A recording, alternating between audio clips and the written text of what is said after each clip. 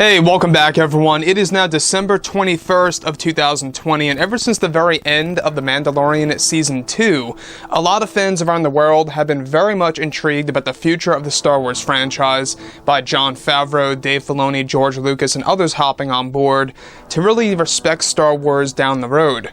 This is Mike Zero. Make sure to subscribe if you're new to the channel for future Star Wars content. Now, as we all witnessed at the very end of The Mandalorian Season 2, Chapter 16, by the way, it was a massive success of what they did with Luke Skywalker, Bo-Katan, Boba Fett, all these fan-favorite characters now that are placed within The Mandalorian. So many fans are really getting attached to characters like Din, and of course, Grogu, and others in the mix as well. Now, as you all saw in that post-credits scene, we got a little glimpse at the book of Boba Fett, and now, of course, they're working on The Mandalorian Season 3. That's already in pre-production. A lot of work is being poured in to these new Star Wars projects. Now, on top of all of this, what's really exciting all has to do with Jon Favreau's take on the character of Luke Skywalker, and we do know that a lot of fans, I wouldn't say a lot, I would say a low percentage of fans really expressed some form of criticism against Luke Skywalker's CGI face, the de-aging technology. I never really had a problem with it. I will acknowledge that I do realize that it's not a human face, that it's not a real person per se, 100%, but I think that they did a solid job. I think that it was an amazing job of what they did so fast for The Mandalorian Season 2. Now, with that being said, of course, given that The Mandalorian Season 2 is now over, Disney and Lucasfilm are now focused on their new Star Wars projects for the Disney Plus platform. Jon Favreau is currently heavily involved with the book of Boba Fett and The Mandalorian Season 3.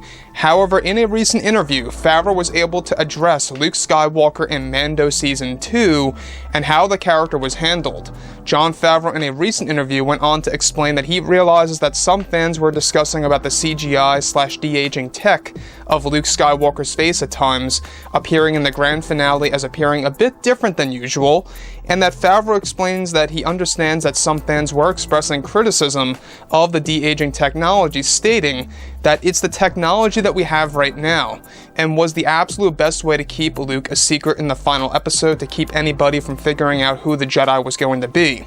Favreau further states that we understand that of course fans see and can tell the difference between human faces and de-aged faces, but with the budget, it's what we had for the show as smoothly as possible. Now, in a separate interview from GMA, Good Morning America, Favreau went on to unveil that it was very tricky because it's very hard to keep a secret nowadays, especially with Star Wars because people are so curious about it. And there are so many people involved with the process, with visual effects, finishing, making it, filming it, the studios, everything. Every piece of casting leaked. And we were so scared right up until it aired that our surprise cameo was going to leak too. We started off the whole series with the Baby Yoda reveal, with the Grogu reveal, he states. That was a secret that everybody was really blown away by. Part of that is not telling too many people, not having merchandise that's being tooled up and announced, and everything. And at the very last episode, having Mark Hamill actually on set, and us using whatever technology we had available to de-age him and try to make him look as like he did in the old films. Max Lloyd-Jones really filled in for a lot of the stunts and the moves that we saw him when going up against the Dark Troopers. Now, as we have discussed, The Mandalorian Season 3 is in pre-production right now. It's being worked on back-to-back with, of course, the Book of Boba Fett, as well as The Mandalorian Season 4, which is only in the early development phase right now. Now, everything is being reworked when it comes to everything related to the Jedi, right? We were led to believe that there weren't really any more existing Jedi, like a handful of them per se, during Luke's life, in his early life, I should say, as a Jedi before his actual new Jedi temple. Now we're finally seeing that Ahsoka Tano's out there, that they're planning to incorporate Ezra Bridger into the mix. We've got Grogu, we've got Luke. That brings us up to a total of 4 right there.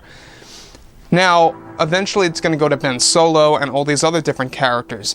What I like so much about Favreau is how he actually joked about this morning, I believe it was on GMA as well, of how he still has the tendency to call Grogu Baby Yoda, and he was like joking about it, like it's okay, it's just like it's a bit of a habit, you know. But the character of Grogu, alright, there's a lot coming for this character, as Favreau discussed a couple of days ago. Grogu is going to be central to the entire Star Wars universe, the entire Star Wars franchise. They are going to make him a very, very important character for unknown reasons. Now, of course, they already have plans of what they're going to do with Grogu in the future projects. Favreau was able to unveil today that Favreau, or should I say Filoni, is already working on the Ahsoka Tano series. So this should really give us an idea of when it's about to drop. It's looking like 2022 at this point. We do know that they are aiming for the Kenobi series in 22 because they're already in principal photography as we speak, and they're going to have more significant filming in March of next year. So things are going to pick up once we enter in 2021, so keep an eye out. So like I've said before in the past, guys, you know, drop a comment below. Let me know about all of this in the comments, and if you guys did enjoy the content for today, do make sure to drop a thumbs up on this video to support the channel. I thank you all so very much for the kind support, and I'll catch you guys next time.